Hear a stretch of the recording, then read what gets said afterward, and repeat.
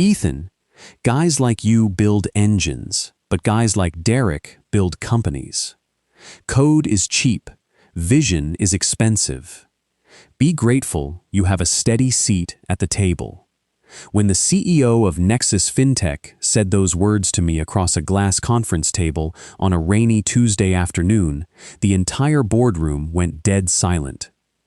Then Derek, my manager, who couldn't explain how a database index worked if his life depended on it, smirked and slid a thin paper folder across the dark mahogany wood toward me. Inside was an official memo granting me a standard 3% annual merit raise, an extra $84 a paycheck. 5 minutes earlier, our CEO, Arthur, had enthusiastically announced to the board that Derek was being promoted to Chief Product Officer. He was getting a $50,000 salary bump, executive stock options, and a corner office with floor-to-ceiling windows. My name is Ethan Vance.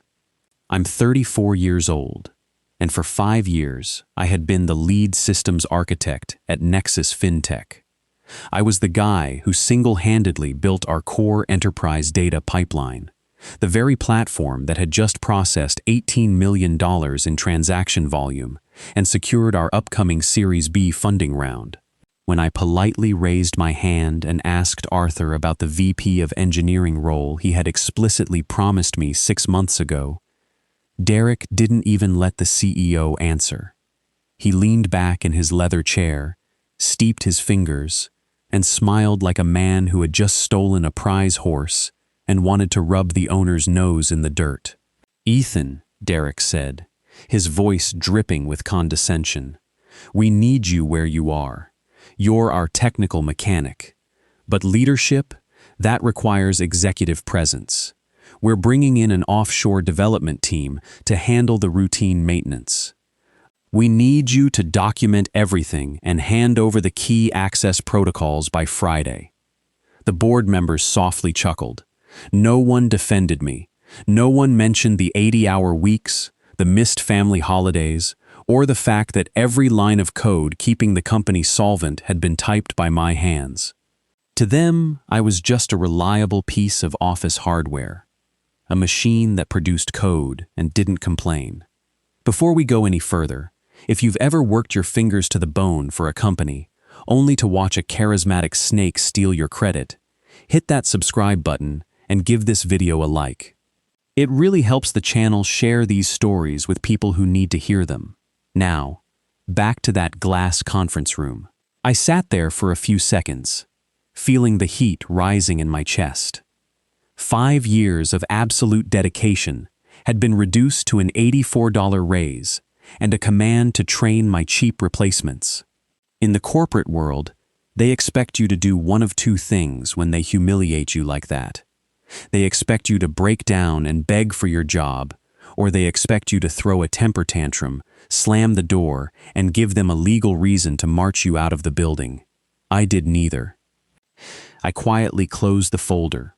I looked Arthur straight in the eye, gave a slow, deliberate nod, and said 3 simple words. "I understand completely." Derek's smirk flickered for a fraction of a second. He was expecting an argument. He wanted me to fight so he could play the authoritative executive. But I didn't give him the satisfaction. I stood up, picked up my folder, and walked out of the glass room. As I walked down the carpeted hallway toward my desk, my heart was beating with a cold, clear rhythm. They thought they had just put a quiet engineer in his place. They thought code was cheap and vision was expensive. What Arthur and Derek didn't realize, and what would cost them everything within 72 hours, was that they had no idea how the engine was actually built. I sat down at my workstation, opened a terminal window, and logged into a private code repository that executive management had never bothered to ask about. To understand why Arthur's insult cut so deep, you have to know what Nexus FinTech was when I first started 5 years ago. Back then, there were no glass conference rooms, catered executive lunches, or slick marketing decks. We operated out of a cramped, windowless basement office that smelled like burnt roast coffee and stale pizza. The company's original software was a total disaster. A buggy, duct-taped prototype that crashed whenever more than 50 users tried to process a payment at the same time. I was employee number 3. Arthur hired me because the original founder's code was collapsing, and the company was only weeks away from complete financial ruin. I was 29 years old, naive, and fiercely driven. I genuinely believed in the classic American tech promise. If you put your head down, work harder than everyone else, and solve the hardest problems, your loyalty will be returned tenfold. So, I gave Nexus every single piece of myself. I practically lived in that basement office for the first 3 years. I kept a folding military cot tucked behind my desk for those nights when going home wasn't an option. There were endless stretches of months where I slept barely 4 hours a night, surviving on cold energy drinks and sheer adrenaline. I missed my younger sister's college graduation in Chicago. I missed family birthdays and Thanksgiving dinners. My 4-year relationship with a woman I truly cared about completely disintegrated because I was constantly working 90-hour weeks, staring at automated deployment logs instead of coming home for dinner. By the time Derek was hired 2 years into my tenure, the core platform was finally stabilizing under my watch. Derek wasn't hired because of his technical skill or engineering background. He was hired because he had attended the same private business school as Arthur and knew how to speak fluent corporate jargon to wealthy board members. While I was down in the digital trenches refactoring database pipelines, Derek was playing golf with our potential enterprise investors and taking credit for the system stability I had built. I remember one Christmas Eve in particular. It was 3 in the morning, and a critical database deadlock threatened to wipe out 60,000 pending enterprise transactions. If those transaction pipelines failed, Nexus would have faced massive regulatory fines and instant bankruptcy before sunrise. I spent 7 straight hours without stepping away from my keyboard, tracing memory leaks line by line until I patched the bug at dawn. Do you know where Derek was? He was vacationing at a luxury ski resort in Colorado. Yet when the board met the following week, Derek presented a flashy PowerPoint slideshow about operational resilience and took full executive credit for saving the company's quarter, receiving a $10,000 bonus. I didn't make a scene back then. I was foolish enough to believe that quiet work eventually speaks for itself. Besides, Arthur had pulled me into his office after we closed our first major client and laid it out plainly. He said, "Ethan, stick with me. Once we hit $18 million in platform evaluation for our Series B funding, I'm putting you in charge of the entire engineering division with 2% founding equity." I trusted his word. I had no idea that to corporate ladder climbers, a verbal promise is just a free loan on your labor that they never intend to pay back. They saw my quiet dedication not as strength, but as weakness. Sitting back at my desk after the glass room betrayal, a cold sense of clarity washed over me. The pain was gone, replaced by a razor-sharp focus. I opened my personal secure cloud drive and pulled up a digital copy of my original, founder-era employment contract from 5 years ago. I hadn't read that legal document since the day I signed it as a hungry, trusting 29-year-old developer.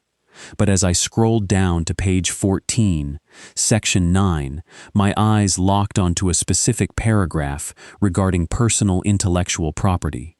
That was when I realized the massive, catastrophic flaw in Arthur and Derek's grand plan. To the outside world and our board of directors, Nexus FinTech was a revolutionary financial tech company heading toward a $100 million valuation. But under the polished hood, the entire business relied on a single, invisible engine, a proprietary piece of high-frequency data pipeline architecture I had named the Apex engine. The Apex engine was designed to do something remarkably difficult: process hundreds of thousands of microtransactions per second with zero latency, auto-balancing encrypted ledger entries across multiple cloud servers in real time. It was the absolute core of our operation.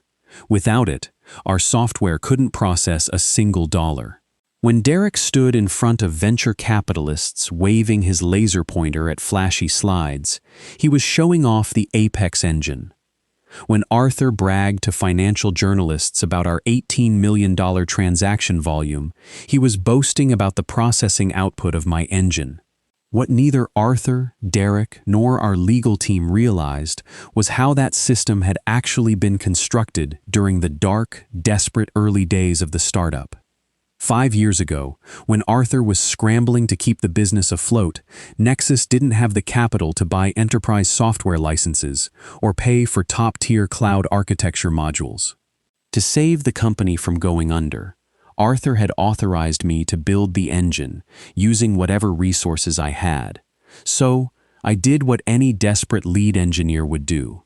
I used my own pre-existing, open-source code libraries, custom mathematical data routing frameworks I had personally authored and copyrighted 2 years before I ever heard the name Nexus FinTech.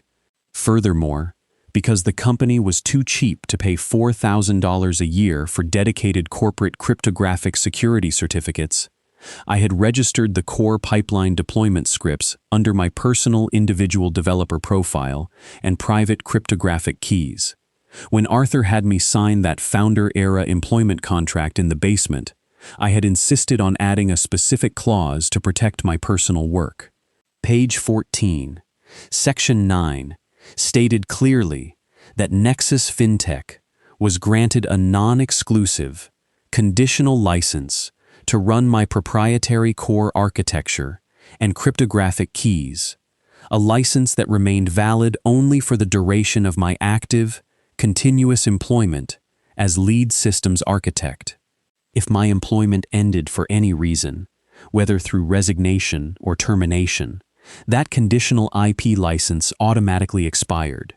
In plain English, the company didn't legally own the foundational blueprint of their $18 million platform. They were essentially renting it from me, for free, in exchange for my employment and the explicit promise of future equity. And because Derek had spent the last 3 years playing corporate politics instead of learning the system, he had no idea how the pipeline actually functioned. To him, software was like electricity. You flip a switch on the wall, and the light turns on. He didn't know about the automated security handshake required every 48 hours. He didn't know about the manual cryptographic key syncs. He didn't know that without my personal developer signature running in the background, the entire Apex engine would interpret the missing credentials as an unauthorized security breach and automatically lock itself down into safe mode. For 5 years, I had held that entire house of cards together with my daily manual routines, keeping the company alive while the executives drank expensive champagne in glass conference rooms. They thought I was just an overworked employee who had nowhere else to go. They thought they had backed me into a corner where I would quietly take my 3% raise and accept my place at the bottom of the food chain. As I sat at my terminal reviewing those contract terms, a cold smile crept across my face. I realized that the power balance hadn't shifted toward Derek in that glass office. It had shifted entirely to me. Just as I closed my contract file, an email notification popped up in the corner of my screen. It was an urgent flag from Derek, sent with high-priority markers to the entire department. The email header read, "Mandatory credential transfer and offshore onboarding. Action required immediately." Derek was demanding that I compile a complete master credential spreadsheet, including raw administrative access keys, database root passwords, and deployment protocols, and hand them over to his new team by Friday afternoon. On Thursday morning, Derek called me into his new, lavish corner office. The smell of fresh paint and expensive leather filled the room. He didn't ask me to sit down. On his desk was a laptop connected to a video conference call. On the screen were two young, underqualified offshore contractors hired from a low-cost third-party agency. "Ethan," Derek said, adjusting his designer tie without looking me in the eye.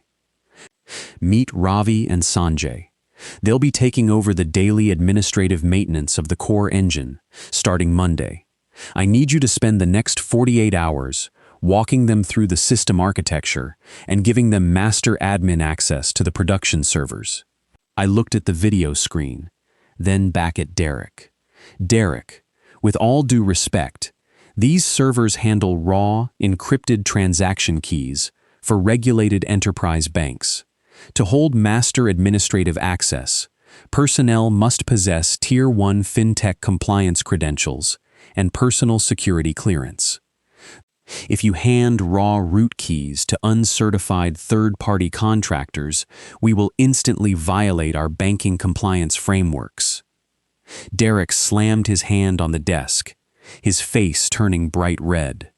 "You don't think anymore, Ethan. You execute. I am the chief product officer of this company, and I don't need a glorified mechanic giving me legal lectures.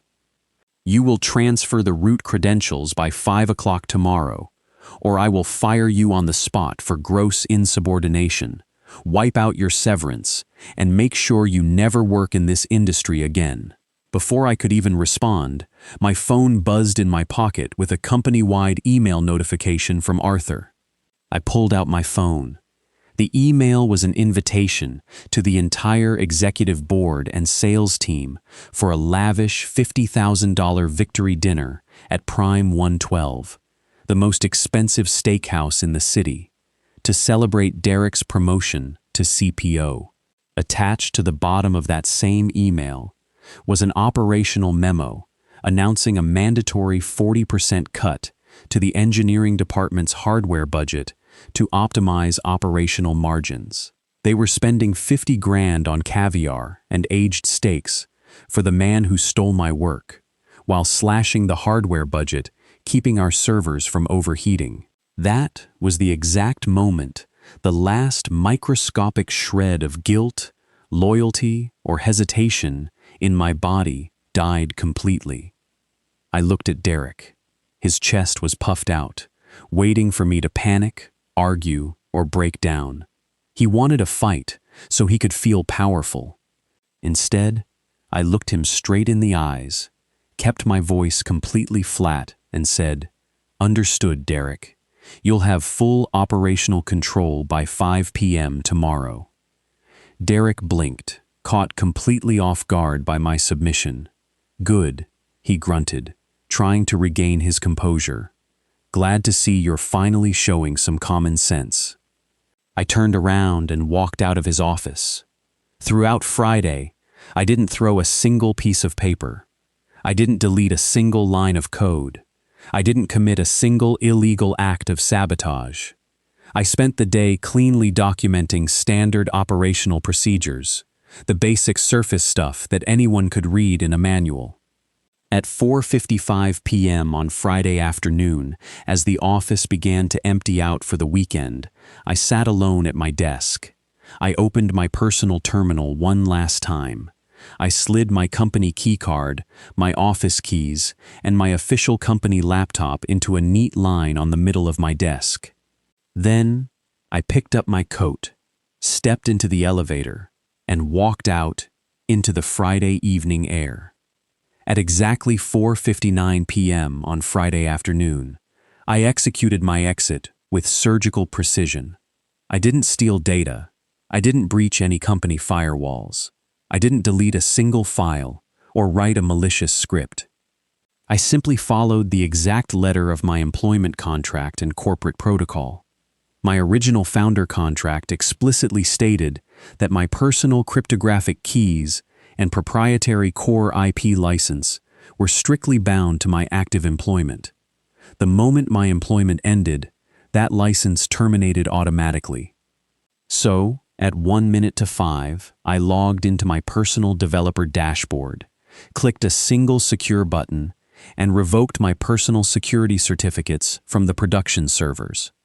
With that single action, the legal license granting Nexus FinTech authorization to run my underlying data routing architecture officially expired.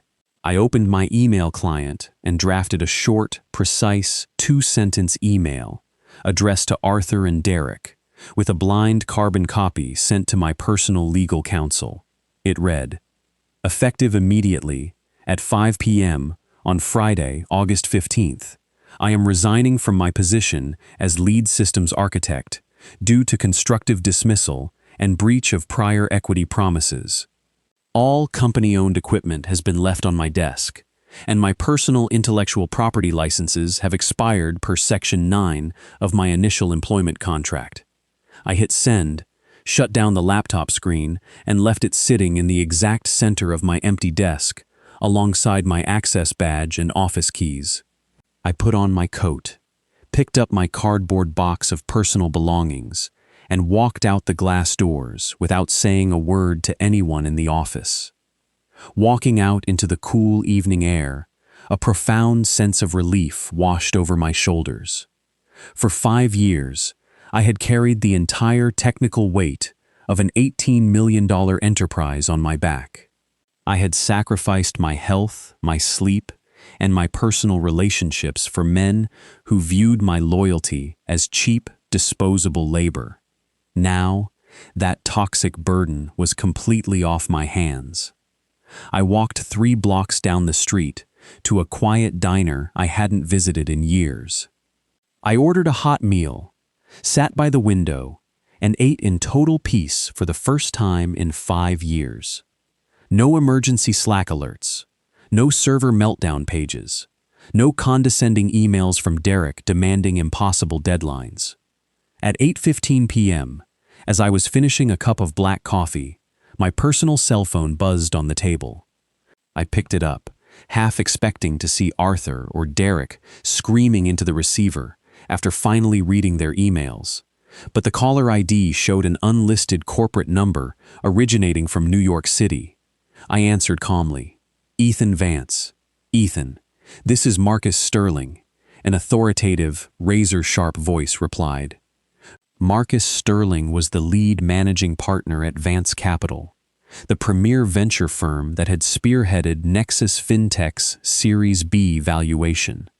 He was notorious in the financial industry as a brilliant, cold-blooded investor who did not tolerate incompetence, lies, or wasted capital. "Hello, Marcus," I said politely. "How can I help you on a Friday night?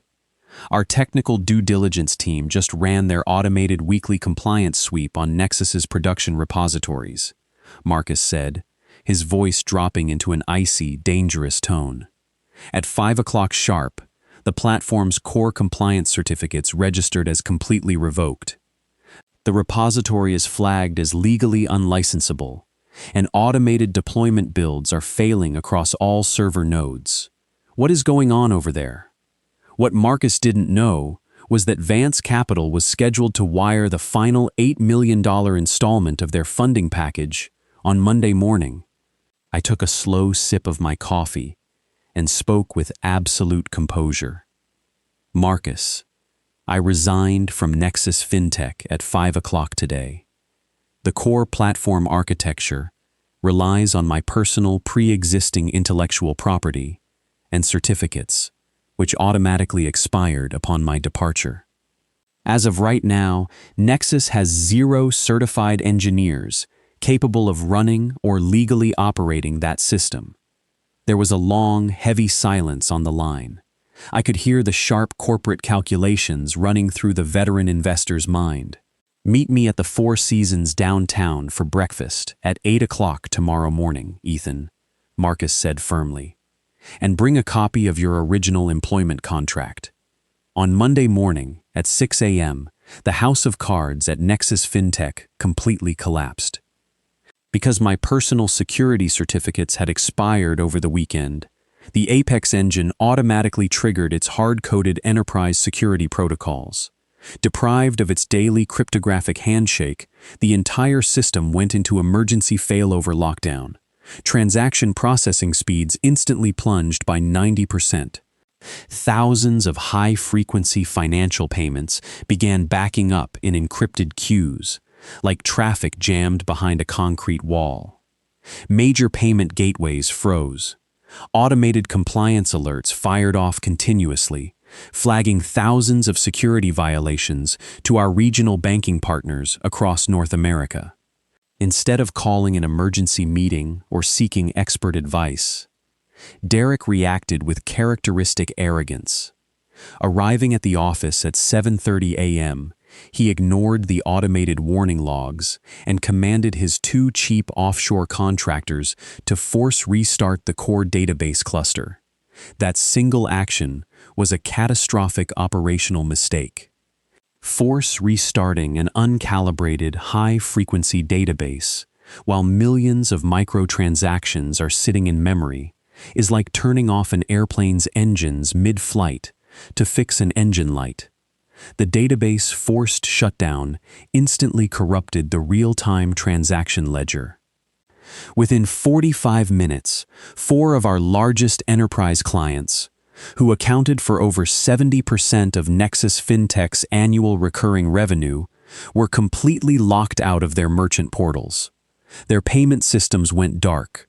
Millions of dollars in consumer transactions were dropping into dead-letter queues. By 9 a.m., the executive floor was in pure, unadulterated chaos. Arthur's desk phone was ringing off the hook, with screaming corporate executives, bank compliance officers, and furious enterprise clients threatening multi-million-dollar breach of contract lawsuits. The head of operations was hyperventilating in the hallway, and sales reps were watching live client cancellation notices flood their inboxes. Furious and red-faced, Arthur stormed down the stairs to the engineering floor, ready to scream at me for letting the servers lag. He marched up to my glass workstation, surrounded by terrified junior staff. "Ethan!" Arthur bellowed, slamming his fist onto the partition wall. "What the hell is happening to the payment gateways? Get your ass up here and fix this right now." He was met with complete, echoing silence. My workstation was completely spotless. The dual monitors were turned off.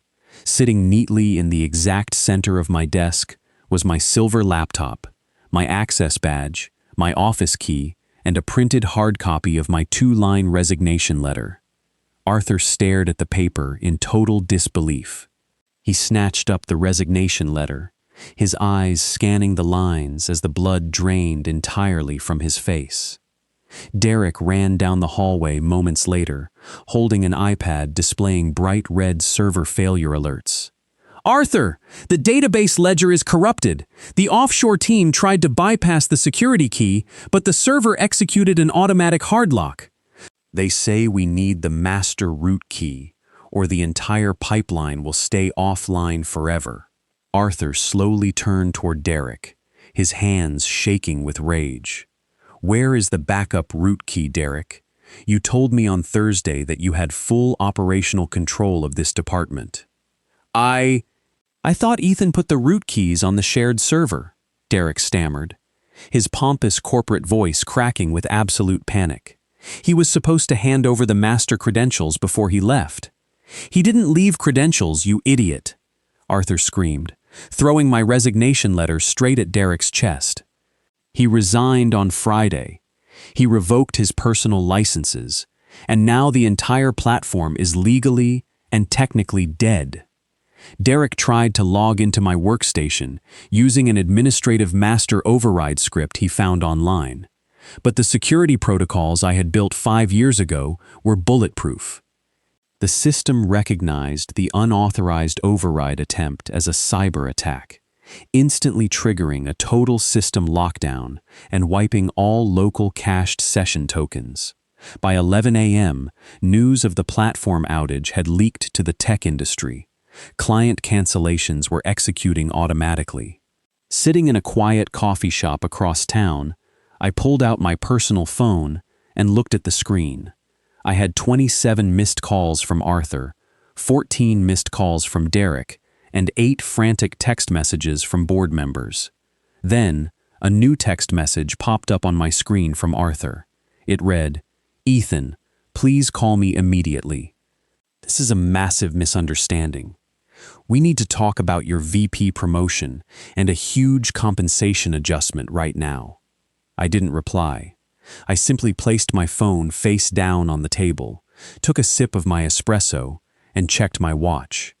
It was almost time for my afternoon meeting with Marcus Sterling and his legal team. By 1 p.m. on Monday afternoon, Arthur's desperation had reached an embarrassing fever pitch. My phone screen was glowing with an endless stream of text messages and panicked voicemails from the executive team. Arthur's messages had evolved from vague pleas to outright begging. First came an offer of a 50% salary increase. Then, an immediate promotion to Chief Technology Officer with full executive privileges. Finally, a text arrived offering a personal $100,000 cash retention bonus wired directly to my account if I would just walk back into the building and unfreeze the Apex engine. I didn't reply to a single text. I didn't need to. At 2 p.m. sharp, I walked through the heavy revolving doors of Nexus FinTech headquarters. But I didn't come back as an employee looking for a paycheck. I walked into the lobby flanked by Marcus Sterling and a team of 4 senior corporate attorneys from Vance Capital. The atmosphere in the building was suffocating. Nervous employees were whispering in clusters. Phones were ringing off the hooks, and the sales floor looked like a trading desk during a market crash. When we stepped out of the elevator on the top floor, Arthur and Derek were waiting in the hallway. Arthur looked like he hadn't slept in 3 days. His tie was loosened, his eyes were bloodshot, and his hands were noticeably shaking. Derek was pacing back and forth, clutching a tablet showing millions of dollars in pending client cancellations. "Ethan!" Arthur shouted, rushing forward with his hands outstretched as if I were a long-lost savior. "Thank God you're here. Look, we had a major communication breakdown on Thursday. Derek made a mistake. I made a mistake. But we're ready to make this right. Name your price, Ethan. Whatever you want, the company will write the check today." I didn't say a word. I simply gestured toward the glass conference room, the exact same room where they had handed me an $84 raise 4 days prior. We all filed into the conference room. Marcus Sterling sat at the head of the mahogany table, while his attorneys opened sleek leather briefcases. Derek, trying desperately to regain his composure and perform in front of our lead investor, stood up and tried to play the aggressive C-suite executive one last time. "Look, Ethan," Derek barked, pointing a trembling finger across the table at me. "You walked out on Friday and left this platform in an operational state that constitutes gross negligence. If you don't restore the cryptographic keys to our offshore team within 30 minutes, Nexus FinTech will sue you for intentional corporate sabotage and breach of contract." Marcus Sterling didn't even look up from his notepad. He slowly raised one hand, and the room went ice cold. "Derek, shut your mouth," Marcus said, his voice quiet, flat, and absolutely terrifying. "If you open your lips again in this room, I will have my security detail remove you from the premises." Derek froze, his face flushing deep crimson as he sank back into his chair. Marcus signaled to his lead counsel, who slid a thick, 50-page legal document across the glass table directly into Arthur's shaking hands.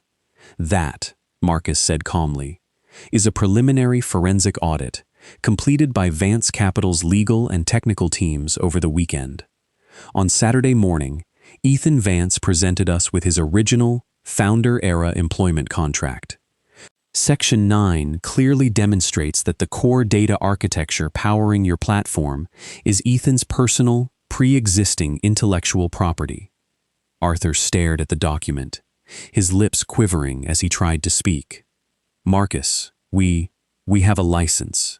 You had a conditional license, Marcus interrupted ruthlessly. A license that expired the second Ethan resigned due to your constructive dismissal. Furthermore, during our Series B funding negotiations last month, you and Derek explicitly signed legal representations declaring that Nexus FinTech owned all underlying technology platform assets outright. That was a fraudulent misrepresentation of material facts to your lead investor. Arthur slumped back into his leather chair as if he had been physically struck. Effective immediately, Marcus continued, Vance Capital is freezing our remaining $8 million funding allocation. We are exercising our contractual right to pull our seats from your board of directors, and we are issuing a formal notice of executive removal for securities misrepresentation. The room went dead silent. The executive team looked like ghosts. Without Vance Capital's funding and with enterprise clients canceling their contracts by the hour, Nexus FinTech was functionally bankrupt. Derek broke down completely. Tears actually welled up in his eyes as he leaned across the table, his arrogant posture completely shattered. Ethan, please, Derek whimpered, his voice cracking. Fix the platform. If the servers don't open by 5, we're finished. You built this engine. You can save us. Arthur looked at me with hollow, desperate eyes. Ethan, please. We'll give you whatever you want. Just turn the engine back on. I sat perfectly still, looking at the two men who had humiliated me, underpaid me, and dismissed 5 years of my life as cheap labor. I didn't shout. I didn't gloat. I kept my voice completely controlled and calm. Like you told me in this exact room, Arthur, I said quietly. Code is cheap, but vision is expensive. My time is very expensive now. And my answer is no. I stood up, buttoned my jacket, and walked out of the glass room for the last time. The collapse of Nexus FinTech happened with brutal, breathtaking speed. Without the master cryptographic keys and without Ethan's personal architecture licenses, the company could not legally or technically restore the Apex engine. Within 48 hours, every major enterprise banking client terminated their service contracts, citing massive compliance violations and unmitigated downtime. Vance Capital formally demanded the immediate repayment of their initial venture loans. Deprived of capital, revenue, and technical leadership, Nexus FinTech filed for Chapter 7 bankruptcy liquidation less than 3 weeks later. The company was sold off for pennies on the dollar to cover outstanding legal fees and server debts. Arthur's reputation in the venture capital world was completely destroyed.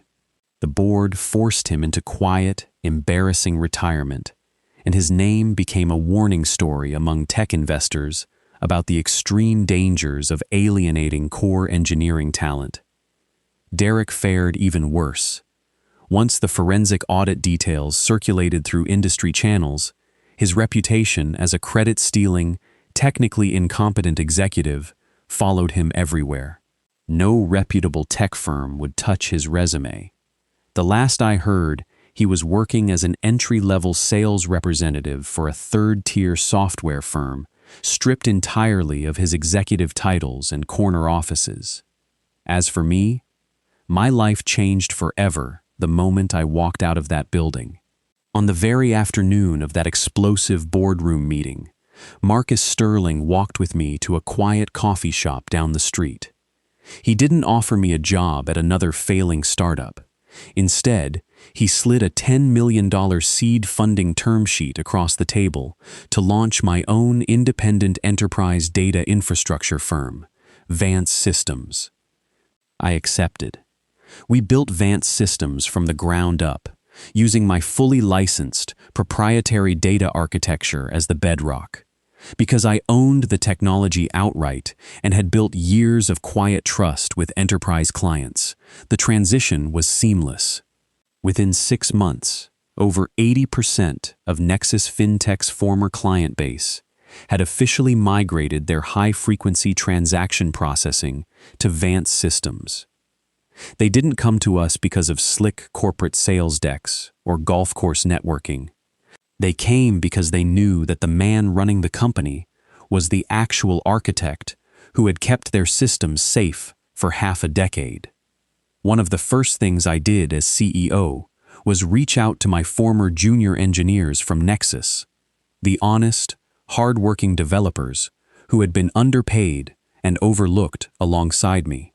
I hired every single one of them, offering them top-of-market salaries, full remote flexibility, and genuine, legally binding equity in the business.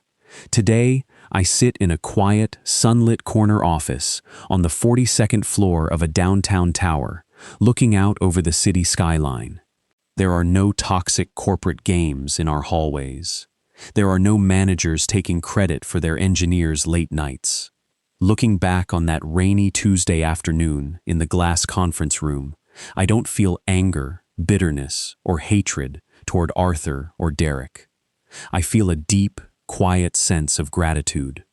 Their greed and arrogance forced me to stop settling for crumbs at a table I had built with my own hands. In the corporate world, parasites will always try to convince you that you are replaceable, that your work is cheap, and that you should be grateful for whatever leftovers they throw your way. But real competence, quiet integrity, and unyielding self-worth are forces that no toxic executive can ever truly control. The best revenge was never about destroying them. It was about realizing my own value, stepping into my power, and building an empire where true work ethic is finally respected.